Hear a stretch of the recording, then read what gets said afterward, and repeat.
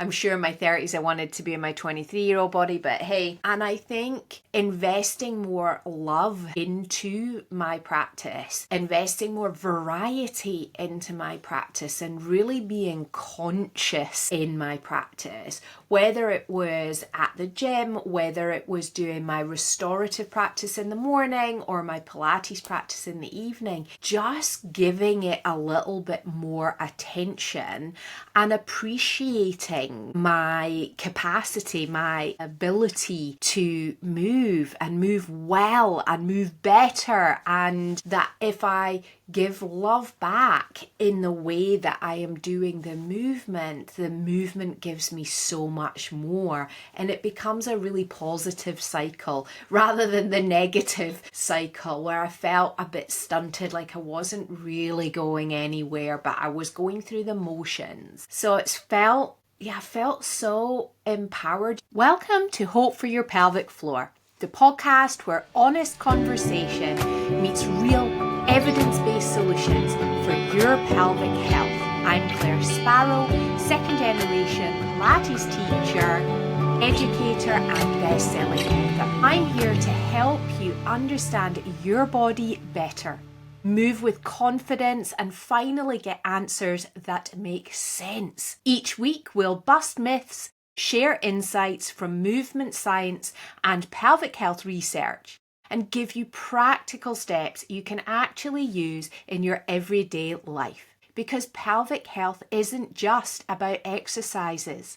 It's about reconnecting with yourself, one breath, one choice, and one movement at a time. Let's get started. Welcome back, everybody. My goodness, it has been a few weeks where we've had a gap between seasons. So we finished our season 2 at the end of July, and I've enjoyed some time off over August. And then we're back. It is season 3. And it's so funny with each season. I think, wow, I'm still doing this and loving it and having so much to say every episode, every season. So I'm thrilled that we're back. Before we get started into the episode, I really wanted to extend a massive, massive thank you to all of you who are listening, who are subscribing, leaving reviews. And in particular, I've had a lot of messages, emails, DMs on Instagram from many of you sharing specific takeaways from episodes where you've learned something, applied that thing, and you're feeling the benefits of it. That's massive. I am so excited when I hear that feedback because that's why I'm here. I want to give as much as I possibly can to you so that you have the tools to feel empowered to make decisions and take steps and action towards your own pelvic health. And that's about everyone, not just if you have a symptom. I literally believe that all of us need to learn about our bodies, understand the signals that it's giving us, understand how to make the most out of our bodies. And I'm really just overjoyed to hear all of those lovely messages where you are making that impact. You're being empowered to change things in your life. And with that, what I'd really, really love is for those of you who have been listening and experiencing some benefits or learning something or applied a skill or even just something that resonated with you. It really would mean such a lot if you took a few moments to drop a little review, because I love hearing the feedback. And what's even more resonant out there in the world is if you share that feedback in whatever platform you listen to the podcast, because that way more women are going to learn the things that you're learning, and we just each play a little role in that ripple effect that's so important in more women learning what's possible for their pelvic health and, of course, having hope for their pelvic floor. So I'd be so grateful if you could review, share, rate, do all of those things to help other women to get this message too. On with the episode. Today is the first of our new season, and I thought today I would begin the season with a little reflection on the summer. So it's 2025, which is shocking to think. It feels like it was the millennium just a minute ago, and here we are. And over this summer, lots of exciting things have been happening, and I've been doing some reflections on that. So I thought I would share with you. One of the things that has been an absolute thrill is I got to go to New York and spend time in Joseph Pilates' original studio on 8th Avenue in New York. It's a beautiful historic space and an environment that holds the energy and the essence and the vision of Joseph Pilates, the creativity, the ingenuity, the inventiveness of Joseph Pilates. And today it's called Nice and Tall Pilates. It retains a lot of the features that you see in the pictures of the studio. When you look up online, you'll see little images of Joe's studio. And yet it also brings to life the science and the world, the modern world that we're in today. And with that, it includes different apparatus, so some that Joe would use and some that's more modern apparatus. It still has pictures of bodies and anatomy and those things that were important to him also. And the big takeaway that I wanted to share about that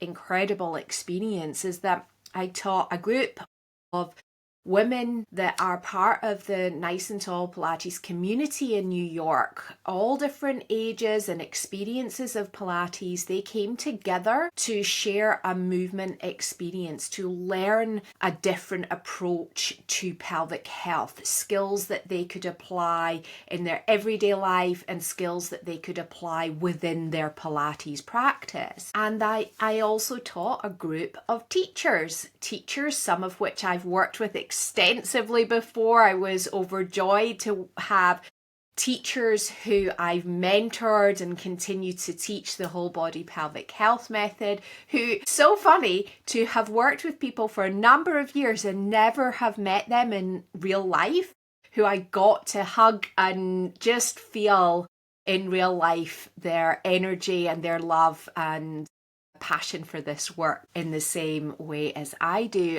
And then other teachers who were curious. Some were just starting out as teachers and beginning the journey into working with women. The big takeaway from both of those groups was, of course, I'm all the way over there in America, and the issues were exactly the same. So different city, different country, but the issues were the same. The questions were the same. The bias towards Kegels was the same. And I find it really, well, in one hand, really sad that everywhere is the same. And on the other hand, I feel really happy that I'm in a position to reach those women, whether like the teachers who I've worked with online for a long time, or the women who have now had that experience of what is possible. They got the book, they got some exercises to do, some have joined my membership. They now know what is possible. And it's the joy of this world that we are now in, where technology helps us to reach more people. So it was fascinating to, just to really appreciate that, it doesn't matter where we are in the world, people have the same issues and same questions. So that was my first kind of, at the beginning, the first part of the summer where I went to New York. And the other thing to just share about that was because we went as a family. My eldest son stayed home and looked after all the pets, and that was what he wanted to do. I promise, we're not bad parents. He really did want to do that. And the other two children came, and we've never taken them anywhere like that before. You know, big city. They kind of felt like they were inside of a movie the whole time, and we kept hearing them saying, wow, look, that or there's this thing and there's a yellow taxi cab. You know, being somewhere which is so different to our day to day allowed us as parents to see the world through their eyes, to have the curiosity and the excitement, I guess, about this place. Because Scott and I have been many times and we love it. And I feel like it was a completely different city, a completely different trip, going with the children and seeing things through their eyes. And it really got me to think a lot about the curiosity. I am a very curious person. I try really hard to get excited about the little things and appreciate the little things. And it was such a good reminder of how important that is, that there's always something to see and appreciate in our world. And there is within our bodies too. Because obviously I have to bring it back to that, because we get into a dialogue, and I certainly have, and I'm going to talk about that a little bit, a dialogue of negativity, you know, a bit of frustration, wanting to go back. And I haven't had that feeling for a long time, but recently I've had that feeling of wanting my 30-year-old body rather than my 46-year-old body. And that trip reminded me to appreciate what I do have, what I am capable of, what I have control over and can do and change. So I would encourage perhaps a little bit of curiosity for all of you as well as you're listening to this. Alrighty. And that takes me really nicely into the second thing I wanted to share today, which was I took then, once we came back from New York, we had a week of work that we had to complete. And then we went to Scotland for a number of weeks. And honestly, it was so amazing to have had the week between New York and going to Scotland, where we got loads and loads of jobs done. We completed and achieved a lot of things, so I could really feel like I'd taken those things off my shoulders. I could close down the tabs in my brain about those things and enjoy being away as a family, and appreciating and enjoying the capabilities in my body. So we ended up having a really active physical kind of trip where we were paddle boarding, we were lake and sea swimming, we were out playing pickleball. The boys had seen this in New York and gotten really curious, so we got some instructions and a pickleball set, and whilst it wasn't a tennis court, we did have a good go at some pickleball, which was hilarious fun. Loads and loads and loads and loads of walking. And obviously in Scotland, well, not obviously, because some places are not, but it's hilly. There are a lot of hills, and in the village where we stay in Dunbeath, they're steep. It is hilly. So we did a lot of walking. And we also we go to the community leisure centre where there's a gym and there's a swimming pool. And we worked out. We trained in the gym and we used the pool, and we had just like lots of made up games in the swimming pool and just a really lovely time. And I wanted to share that because really I think a lot about why do we do Pilates? Why do we do exercises that are particularly about supporting our pelvic health? And it's not just as simple as the restoring your pelvic health or having good posture or having a strong core, or all of those things. They're like almost the surface layer of why we do this. And really it's so we can enjoy life. It's so that the kids go, I want to start playing pickle. Okay, then let's go and play pickle. I want to go and swim in the swimming pool. Okay, let's do that. And it honestly is so important to keep in mind that vision, that deeper layer of why we're doing this. So many of you in my membership, we've done things before where we write a postcard to our future self, where we want to be, who we want to be as a woman. And this is something we can all come back to as women, thinking about how do we want to show up and be in the world? Who do we want to be? How do we want to live in our bodies? And over the summer, when we were just having an absolutely hilarious time, we went out on the lake and it was really calm, really flat, and it was lovely. And then it was not. And then I was thinking, as we were really working to paddle our way back, that I was so grateful for the time I had been spending in my body that allowed me to be able to do that, so that I was safe, that I was able to have fun, and it was all good. So that, I guess, would be that second point for today, is that, why we do Pilates, why we do our whole body pelvic health. We do it to be the person we want to be in life, to do the things we want to do in life. All right. And then the third thing is, this summer I really brought my focus back to my expansive practice and the variety in my practice. And although I'm always consistent, I feel like since last year, July-ish last year, when I really admitted the challenges and struggles I'd been having with perimenopause, I think my relationship, the dynamic around doing my regular practice had just been a bit negative, like I said before. I come back to those sort of more frustrated feelings and the want to be my 30-year-old body again. I'm sure in my 30s I wanted to be in my 23-year-old body, but hey. And I think investing more love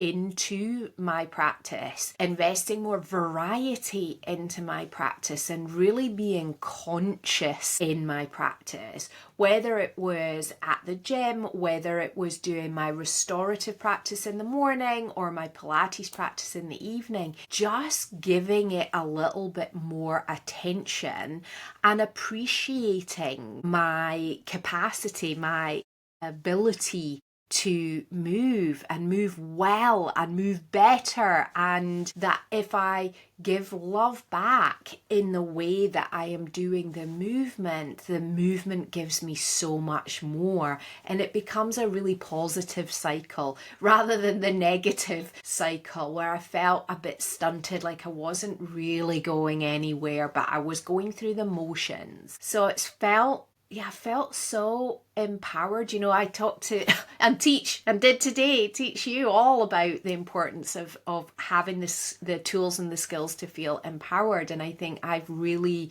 felt much more embodied in that myself over the summer.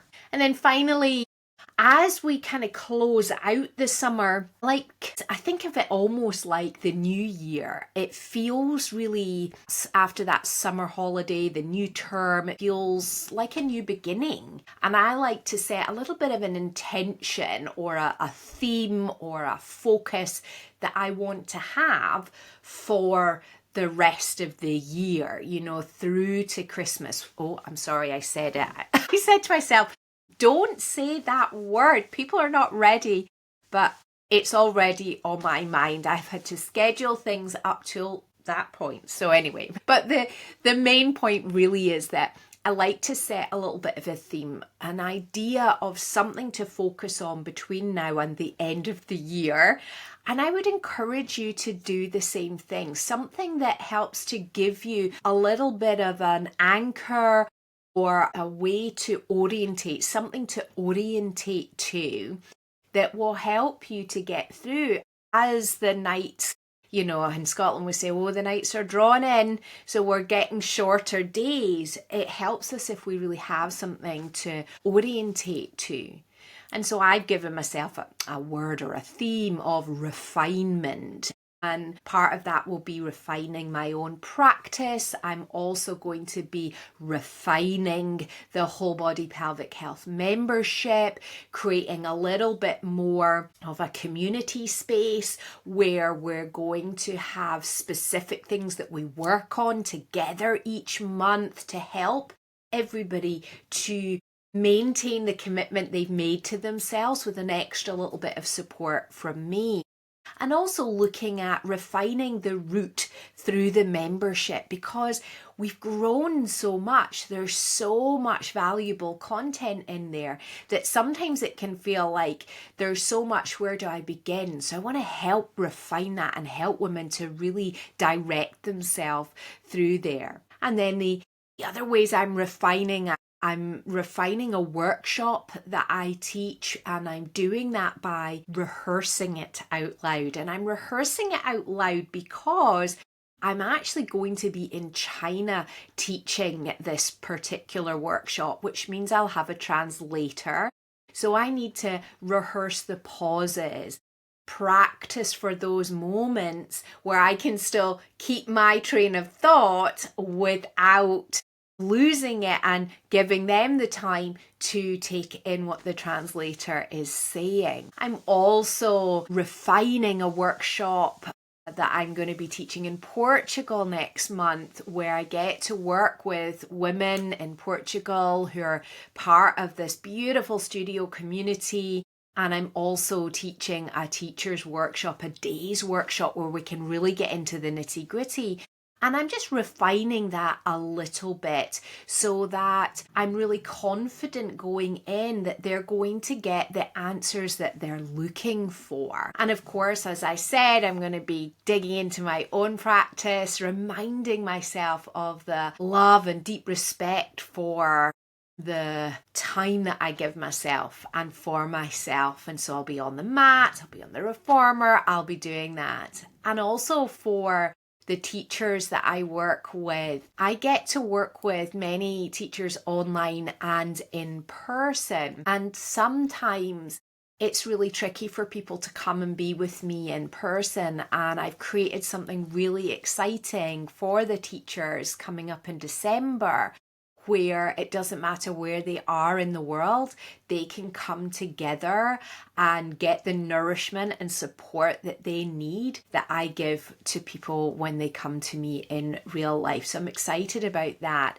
And I've refined also a few of the other things that, and I'm continuing to refine them, the things that I teach teachers. So I have a mentorship which I teach, and it happens only once a year, and it's a very in-depth mentorship. We work together for 6 months. The next cohort is in February 26. You can only accept a small number.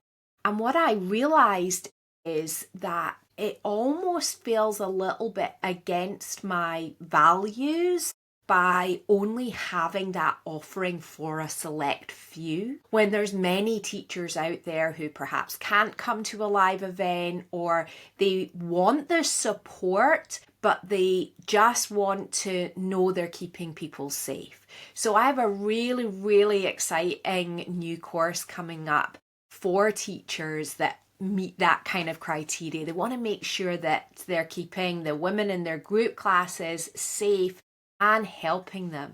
And I'm looking forward to, it's a while since I've created a new course, so I'm really excited to finishing the details of that and bringing that together. So what I thought I would share to close out today's episode is a few journal prompts to help you to come up with maybe your own vision for the rest of this year, or a theme or a word to help you to have something to orientate to keep you focused till the end of the year. So grabbing a bit of paper and a pen, or maybe come back to this later if you're driving the car, or just listening and considering what these mean to you, and use them to help plan this out.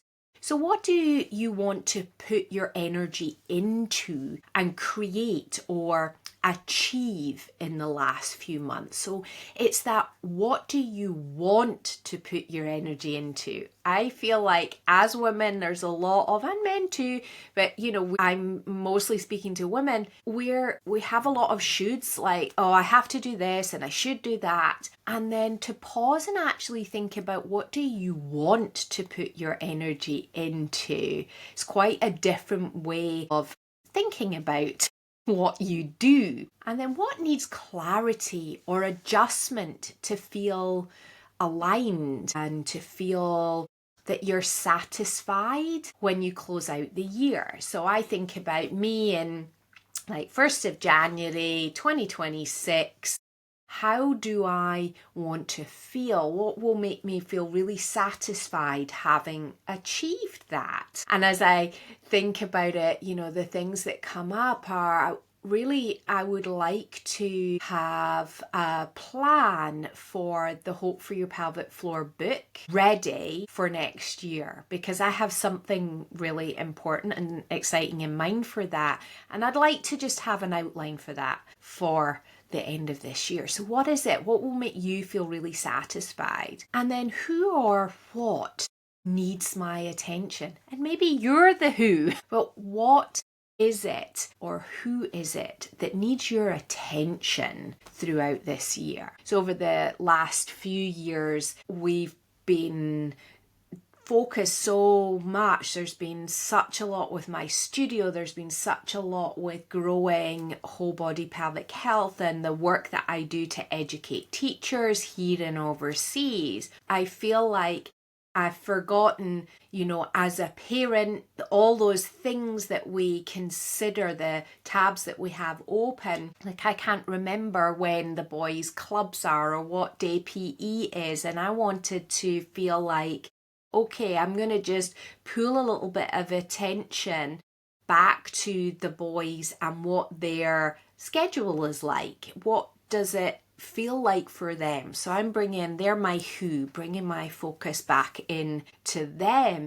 And then once you've considered these questions, just journal on them. Maybe you go back to them and consider the steps that you might need to make. What appointments do you need to make? What action steps are there?